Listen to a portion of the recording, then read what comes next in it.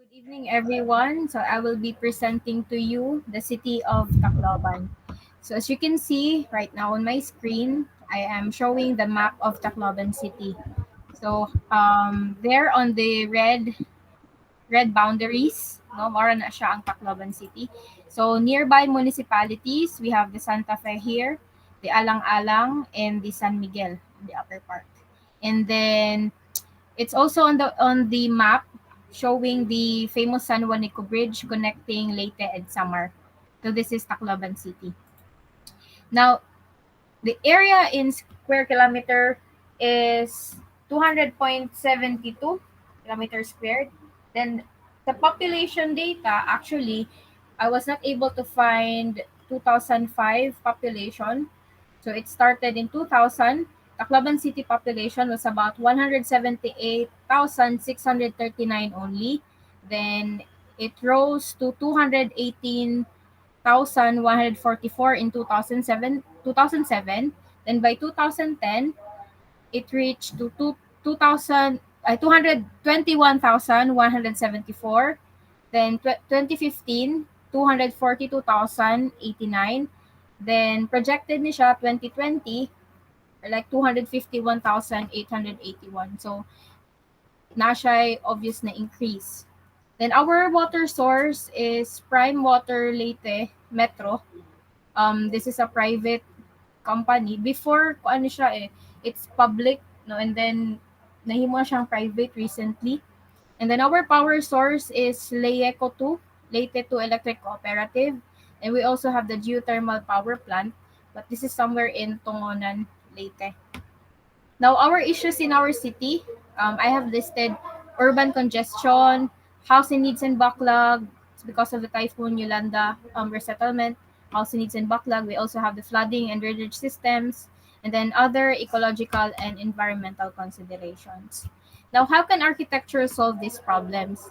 Now, before I went into the point on how architecture can solve these problems, I first explained these issues. No? So let me just read my essay. Now, Tacloban City faces urban congestion, housing needs and backlog, flooding and drainage systems, and other ecological and environmental considerations. Now, these concerns mainly focuses on land utilization and management. And then as Tacloban City progresses and yearly expanding in terms of population and size, its land remains the same. Now, congestion has always been a problem in the city, which forces urban sprawl in the northern area of Tacloban. This is actually where our permanent resettlements are found in the northern part of Tacloban. Because of this, agricultural lands are converted into residential, commercial, and industrial use to cater to the needs of people in the farther zone. Another concern, especially in the northern part, is the issue of flooding. Now, this has not been properly addressed in light of the disturbing facts of unregulated structures and improper drainage lines of private and government constructions. There are so many constructions happening here in the city, Manggod, and because of its unregulated, these structures are like popping out like mushrooms everywhere lang. Then apart from this, traffic has also been one of the problems in Tacloban City even years ago. The city government has actually continuously implemented measures like rerouting vehicles in some certain areas, but actually this has been proven ineffective and it caused even more problems. However, these measures, especially the deployment of city traffic enforcers, help effect these measures and prevent criminal activities on the streets. Now, these issues in the city can be solved through architecture with proper planning. Now, city problems can be solved if the right professionals like architects, urban planners, and urban designers sit down with the local government officers and talk about long term goals to be correctly resolved. These issues have been there long before, and it only needs proper consultation to solve them. Now, the required response will pave the way for long term solutions to the present land utilization and management use, which is the main concern of this issue. Solving these problems will make the city functional and save more lives in times of disaster. Moreover, as a public servant, I have observed that the city has been committed to resolving these issues by consulting stakeholders, national departments, and agencies in their respective technical assessments on the said problems. And I believe this is one step closer to achieving the goals of the city. Now, my sources include the CLUP of Tacloban. It's the volume 2. the city population committee website, and then it's a blog in the continuing your settlement issues in Tacloban City. That is all, sir. Okay, good. So just a few questions. Let's hear. So you have here prevent criminal activities on the streets.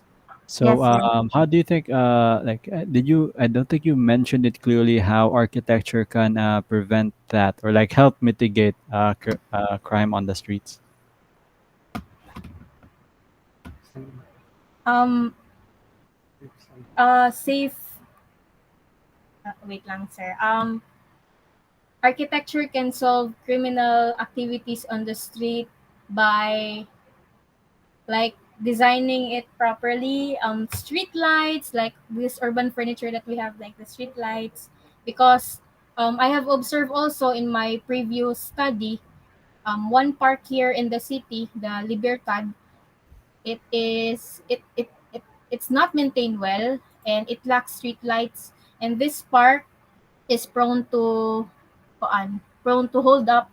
Yan na. So it's Mm, prone to criminal activities. And after that incident nga per may daghan og criminal activities dito, gipasugaan na siya, and I believe street lights are important, especially on the streets, even the CCTVs also. So that's mm-mm. it.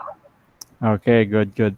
So it's I just wanted to highlight na lighting. I would have like I've set that like passive surveillance as well, like making sure your setbacks are done in such a way that the people inside the buildings can see the streets and not like the fences or like the edges of the buildings block the public space or something like that. So we're slowly moving away from just like the building itself, but what's going on in the public space. So that's more urban planning and urban design now.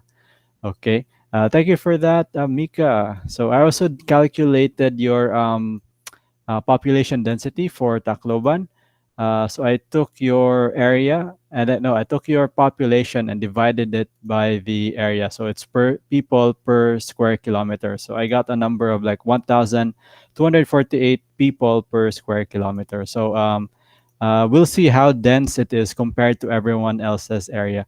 I think for a benchmark, I can do one for Cebu City while waiting for the next person. Good evening, everyone. So this is.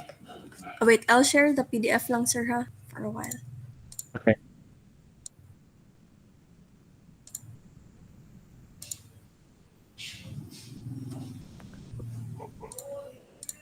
Okay, this one. See. So good evening, Yep, we can see everyone. it. My city is Ormoc City, Leyte. So this is the boundaries of Ormoc.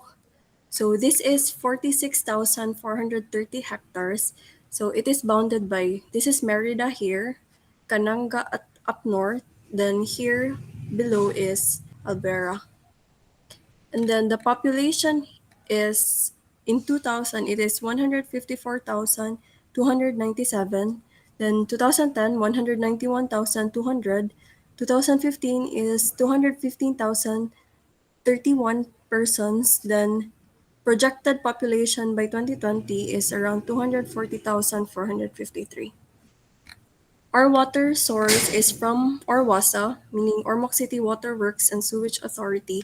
So the present water system is run by 26 pumping stations with a low overhead water reservoir, resulting in very limited water pressure, depriving many of the residents of their needed water, according to the city government. So we have a proposed reservoirs, which is sourcing of bulk water supply from Lake Danau and other possible sources, including the Inawasan River. And then our power source is from Liaco 5. Leyte 5. Liaco 5 is a fifth electric cooperative organized in the province of Leyte. Then, so, basically, this is the background of Liaco. So, I'll just jump to this part where they mentioned geothermal power because this is one of their resources. In the initial stage of its operation, and in addition to the power supplied by the Aboitiz-owned power plant in Ormoc City, it depended on the 3 megawatt power supply from the National Power Corporation's geothermal power plant at Tungon and Ormoc City. So the geothermal power plant found in Tungonan is the PNOC geothermal power plant, meaning the PNOC stands for the Philippine National Oil Company. It is a Philippine energy enterprise. So we have a geothermal plants on different parts of Philippines. So one geothermal plant is found in Leyte. Then one under Ormoc is in Tungunan. And then the issues from based from the research, so the main issue in Ormoc is the water issue. The existing water system, which is the 26 pump stations, only supplies less than 70% of the requirement of the city's 23,000 water concessionaires, according to the mayor. So regarding my thoughts, so this just not only covers Ormoc on how architecture will help these issues. So the first part will be about the building code. So there have already been mandates from our building codes in terms of how we can conserve water supply. An example of such mandates would be the requirement of a water tank. However, the issue here would be the application of the system by the homeowners. I've observed during my practice that there are a number of homeowners that would put this aspect only on blueprints as mere compliance, but the rainwater tanks would not function effectively to its true purpose. In my opinion, the revised IRR of 2004 of PD 1096 should be improved in where there should be more clear methods of green aspect of building construction. If homeowners would just effectively utilize the rainwater catchment system, this would have a positive impact to the water issue shortage, not only in Ormoc City, but to the whole Philippines. So another solution for architecture to help this kind of issues would be, as architects, we should be more sensitive with the environment. We should encourage our clients to implement greener solutions to their buildings. We're taking a part of Mother Nature to build our projects, thus we should also give something back in return. Myself is also having a hard time convincing my client to use greener solutions their projects due to budget constraints. So as designers, we should research more on finding cheaper alternative on how we can help our environment. Seminars and workshops should be more held by architects in terms of green construction. Architects and suppliers should work hand in hand in researching greener materials and methods. Yes, suppliers should also take part in this green environment, in this green movement. They leave a large impact to Mother Nature, hence the raw materials should be also environmentally sensitive. Through this research, architects and suppliers could elevate our professions of not only helping our clients but also as major contributors in saving our environment. Thank you, sir. That ends my presentation. Okay, very good. So, quick question: are geothermal plants sustainable? Because like they're geothermal, diba? Because like Yes, sir. naturally occurring. As long as it's active. Yes, I did Yeah. a quick like Google search here. So we're being recorded, so that's fine. So some advantages of geothermal plants according to this website. Let me just share my screen actually. So that's very interesting because like, I didn't know we had that in the Philippines. Yeah, So it's a private company, sir. They tap not OPNOC does not only cover geothermal, Raman. They also have oil, coal.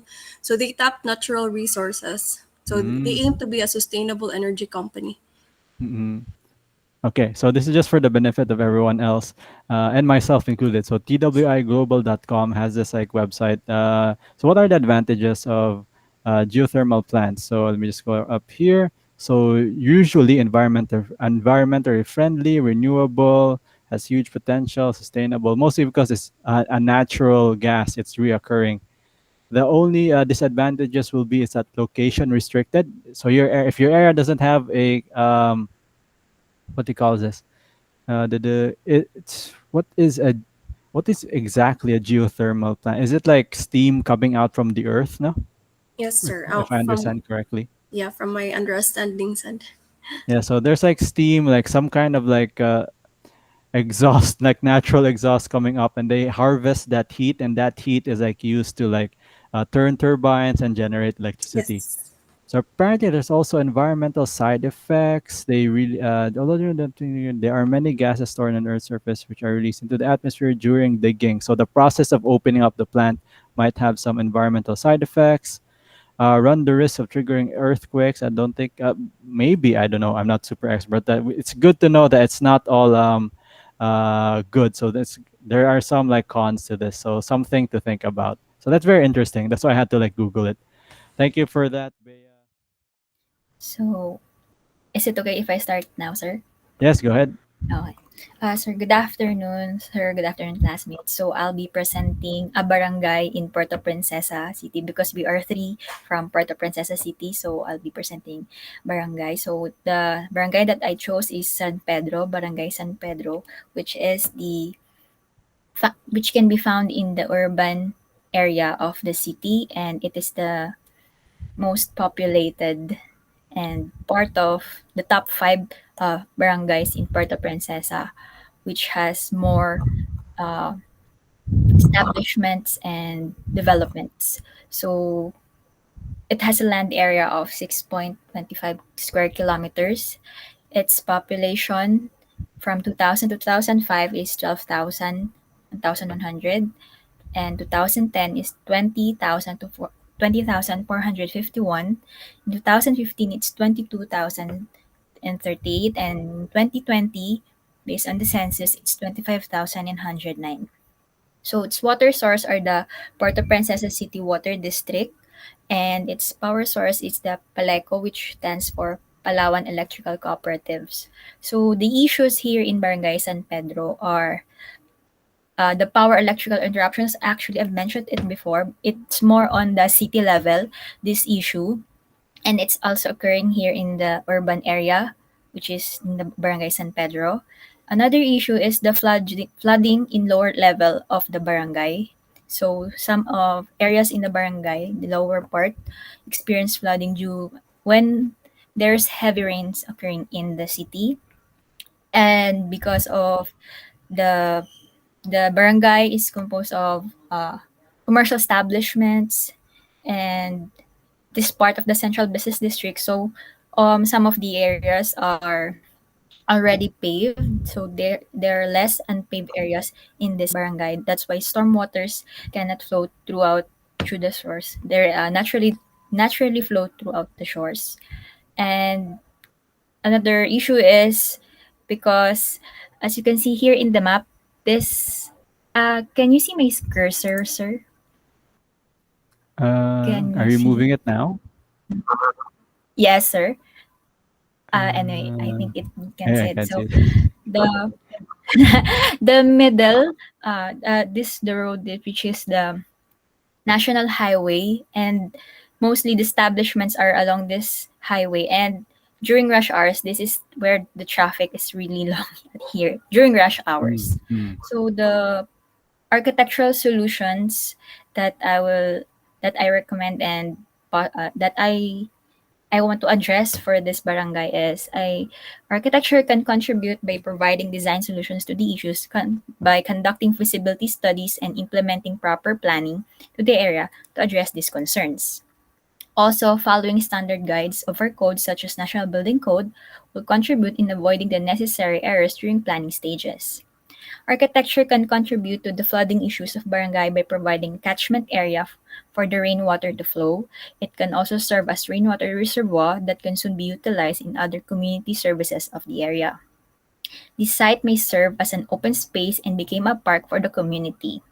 In addition, requiring every household or stakeholder to provide rainwater collector in the design of their buildings or to any existing buildings within their property to be able to lessen the outlet of stormwater to barangay's main drainage. These solutions can aid the whole community in flooding issues.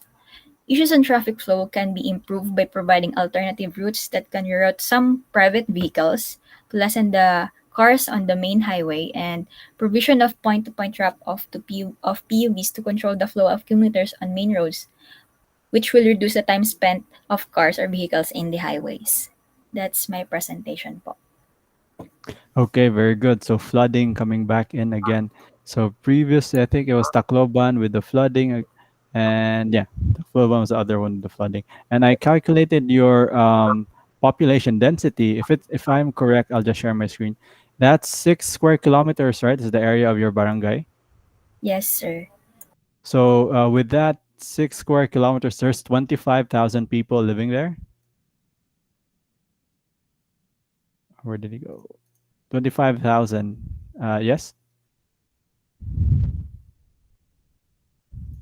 Namrag na, naputol. Hello? Nakamute ka, Yes, sir. Christine? Yes, sir. Okay, Yes. okay, okay. Just confirming. So that's a staggering number because compared to Tacloban and Ormoc, that's like the highest density so far, the 4,300 uh, people per square kilometer. That's almost as close as Cebu City's density at 3,000. That's even more because Cebu is at 3,061 people per square kilometer, just for their persons. So that's really something that will be a challenge for your barangay. How do you manage all that people? And then yeah, power interruptions. And then, how are the road networks in your barangays? You have the one major highway in the center over here. Let me zoom in.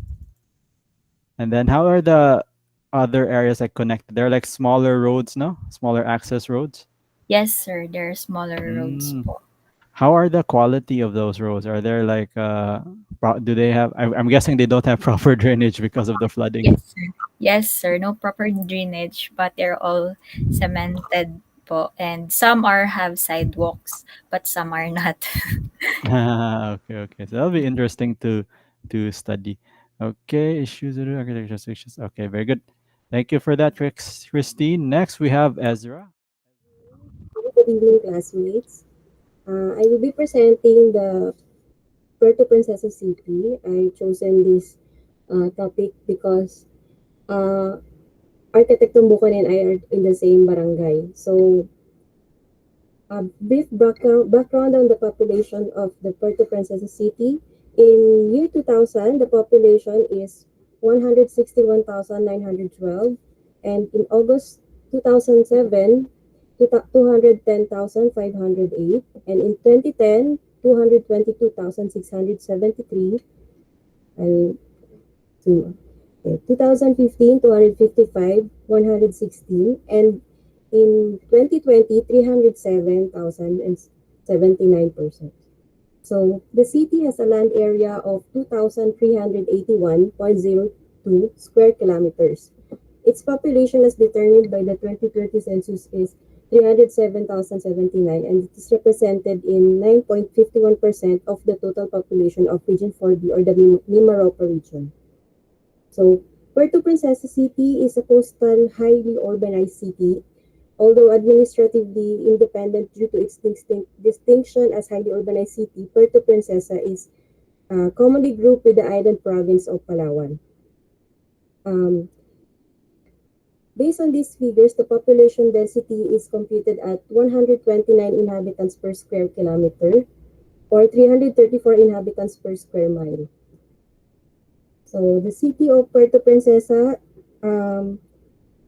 is bounded on the north by a municipality of Rojas and San Vicente, as you can see in the northern part. And on the southbound is the municipality of Aborlan. Okay. So its western side faces the West Philippine Sea, while in the eastern coast lays the Sulu Sea.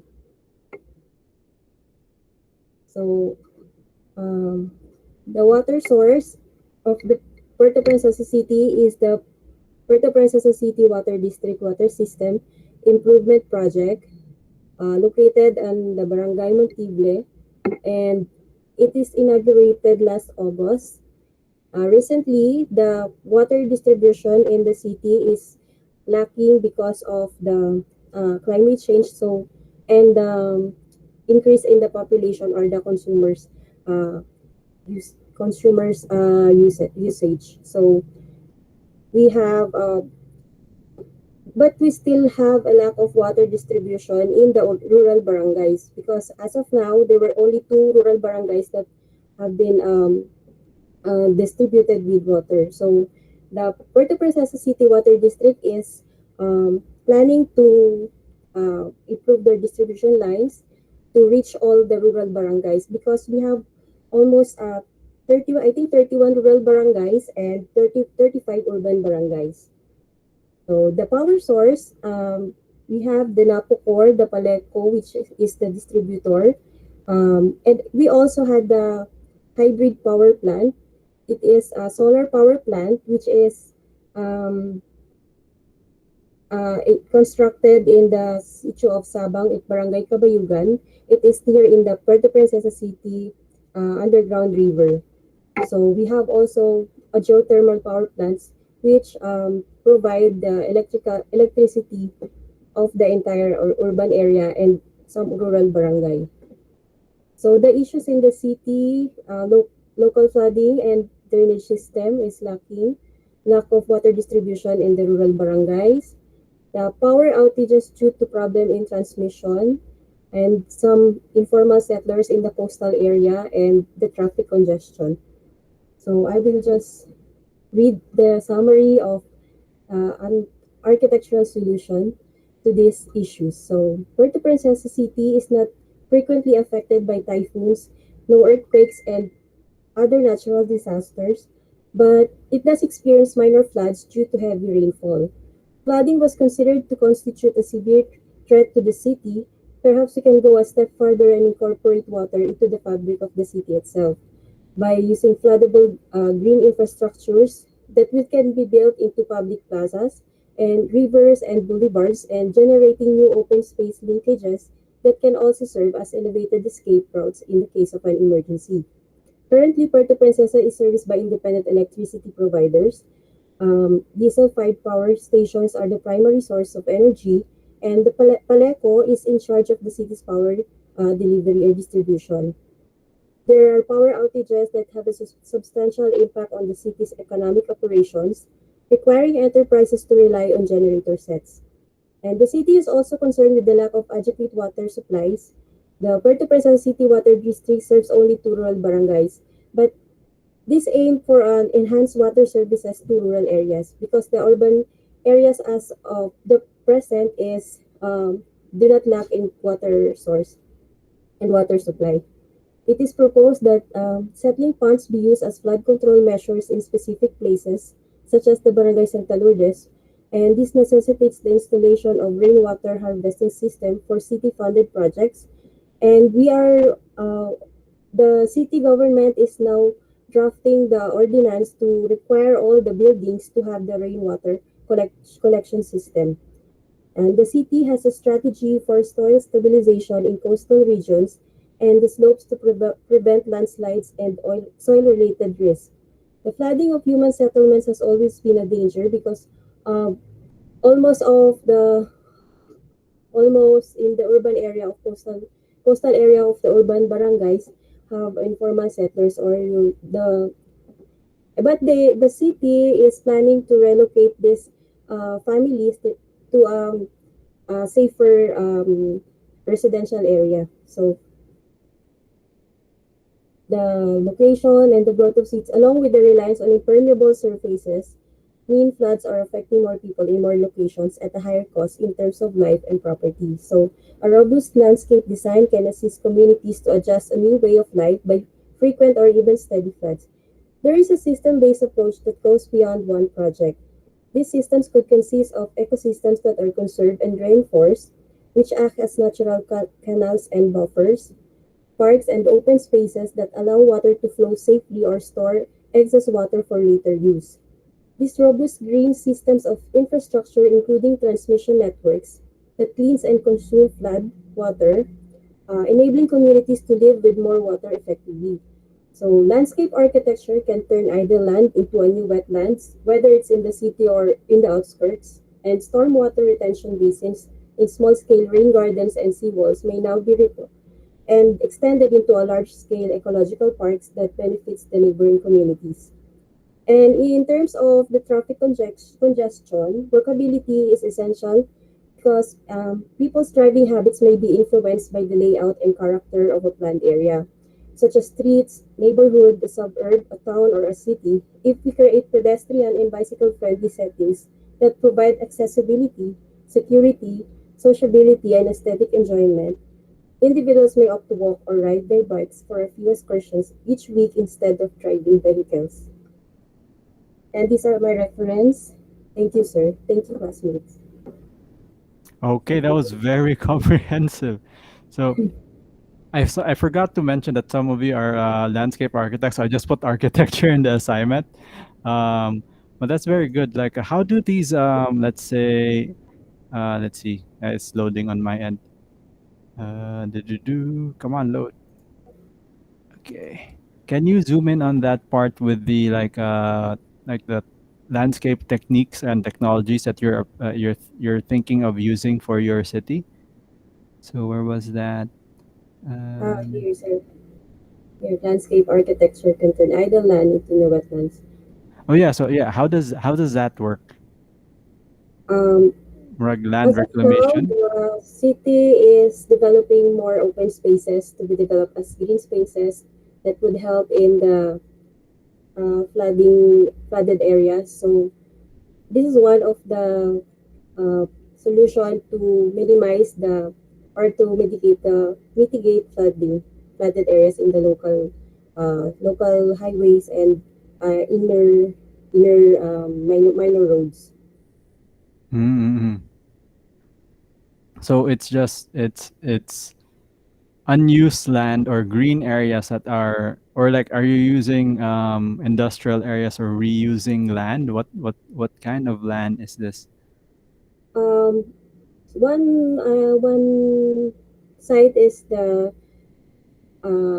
I think the coastal areas. They Mhm. develop it as a baywalk, but recently it was a squatter area. So it serves Mm. also as it serves also as a park, but it also reduce the risk in the nearby in the bay, and also uh, prevent also the contamination of the bay, because the Puerto Princesa Bay is uh, almost populated with informal settlers before. So it is now an Baywalk in a, it is an tourism park, and it is now helps in the mitigation of flooded areas there. Okay, very good. Let's see, it's 7:10. Okay, one more question. Where did they put the informal settlers? Did they relocate them into the city? Some of the informal settlers were provided with the tenement housing nearby the Baywalk, and some are relocated in the um, outside of the central business district. Okay, So very good. This is a very interesting project. And I was like, that's also one big problem, like all over the Philippines, is like managing our informal settlers. So you have, I'll ask you later what the name of that project is, but we'll talk. We'll we'll proceed to the next presenter. So thank that's you, very sir. interesting to me. Thank Okay, you. very good. So next over here we have Olyra. Misamis Occidental, as you can see. It's from the northern part of the Mindanao.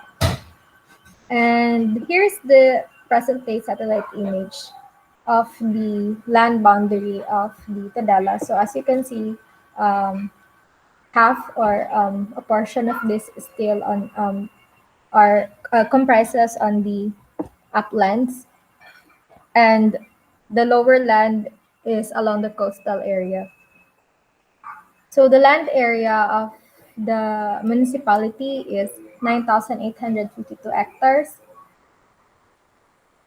And actually, the neighboring municipalities of Tudela are into um, tourism in coastal tourism. So many here are resorts, but not in Tudela kasi there are many mangroves and fishing. The people are here are mostly fishermen. So medyo ano siya, not into tourism siya when it comes to resorts. Ang iyaha lang ano, neighboring municipalities. Okay. So we have here the population data from 2000, 23,047, and increased to 25,113 at 2017.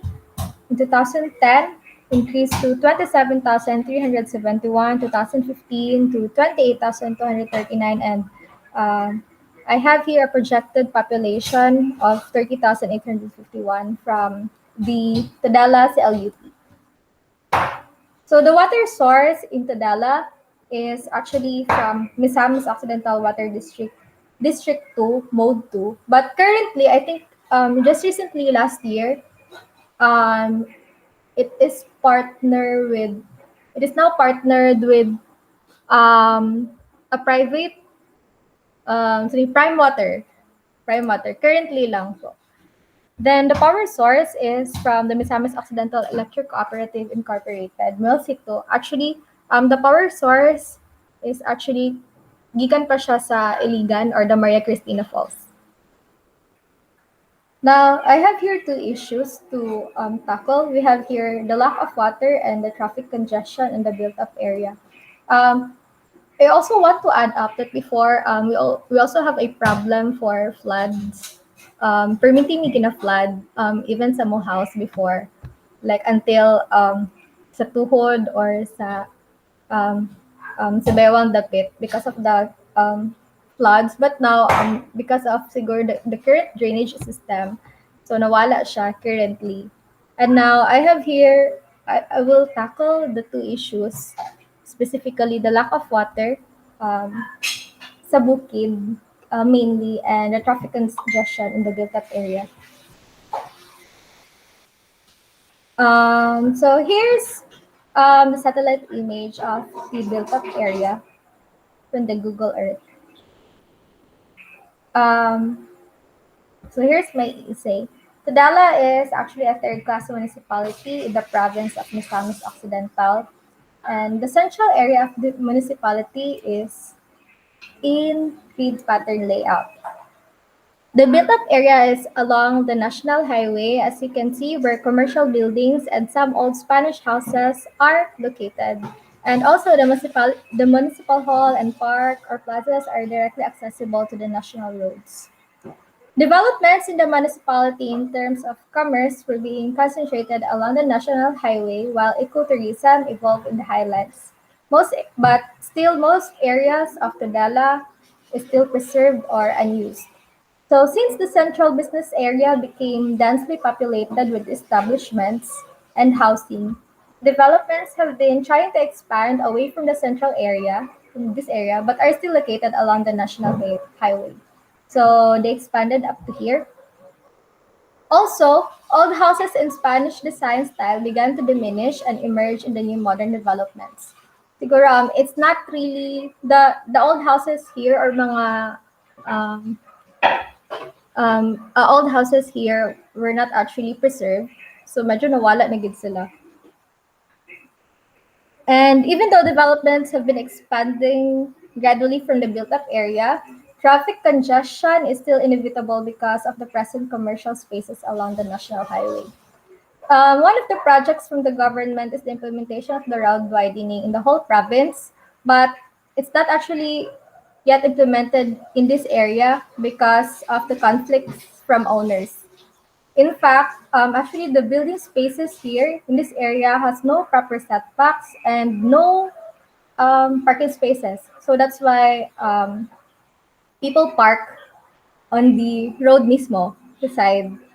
And there are also road projects currently in this municipality. Like for example, this new bypass road leading to a new development area, or it's just access road lang siya or road network. So para dito kaagi diri sa built up area, but it's not finished or not yet unused yet. So actually moagi ra ta actually gihapon sa built up area if we follow the roads, the bypass road. Now, another problem is the lack of water sources in the municipality. But usually this problem is located sa mga highlands, mga bukid. Though the local government has been trying to make some plans, and they're more what we call this they're more on specifying the barangay kasi lisod mangita og reservoir or in connection to water sa bukid. So they usually ang amo ang barangay water source, amo water sources per barangay is not from mainly sa katong water source here sa mode or the prime water, but actually reservoir from other municipalities. Now, the population and development have been expanding in the municipality of Tudela, and the target expansion is assumed to be in locations along the national highway because of its geographic location. Now, to cater this or to solve these problems, the planning or zone allocations for commercial, residential, or mixed use of both along the national highway should be given proper policies by the municipal planning. And the central business area have been very dense in traffic. So expansion of the central business area should be considered. Um, um, and this is an inside con kasi the problem here in the municipality is um, the projects doesn't go along with the municipal planning officer and the mayor. So medyo we have many plans for the municipal pero ano sila they're not open to plans or suggestions, and so I think it's somehow one that should be properly discussed or talk about. Yun lang, sir. Okay, very good. We had Tacloban City, Ormoc City, Barangay San Pedro in Puerto Princesa, Puerto Princesa City itself, and then the municipality of Tudela. So some common themes we're seeing here: flooding, flooding. So out of the five places or sites we looked at, three of them have flooding problems. One, two, three have like power problems, like interruptions, and then lack of water only comes up in Tudela, and then criminal elements only comes up in Tacloban City. Ormoc said, sir, lack Or of Moc. water. Ano pa yung lack of water there, so we can add that. Uh, lack of water. Okay. And then another thing here is the something that we'll look into maybe like next week, or like maybe we can just quickly calculate or search it. Um, growth rates in each of these cities. I was really shocked with Puerto Princesa's growth rate at 3 to 4% when all the bigger cities are at 1 or 2%. So that's like almost twice as high. So when you're free later tonight, maybe check your growth rates, see if like how fast your area is growing, because then you can sort of estimate at how urgent urban planning and like land management is in your area. Some other things are like population density. So far, the highest density is really Barangay San Pedro in Puerto Princesa at 4,300 people per square kilometer, followed by Tacloban City at 1,248, and then Ormoc City at 500, and then Municipality of Tudela at 300, and then Puerto Princesa at 129. Let's just say 130. And sort of a scale for that, Cebu City is at 3,061 persons per square kilometer. So that's already, you can see how your areas are even growing more than my area in Cebu City. Let's take a look at Manila just for like another population density. Density. So Manila is crazy at 42,857. Let's just say 43,000 people per square kilometer. So I thought Cebu City was dense, but like the NCR region is really a lot more dense. So like urban planning and land management is really more important up there, because like we discussed last week, why we're designing is really for the people living in our areas. And then why do we need to study urban planning is because we're looking at a larger scale rather than just like one site in architecture or landscape architecture. And that sort of brings me to the lecture, to our next lecture. So let me just stop recording here so that the video doesn't go on for too long.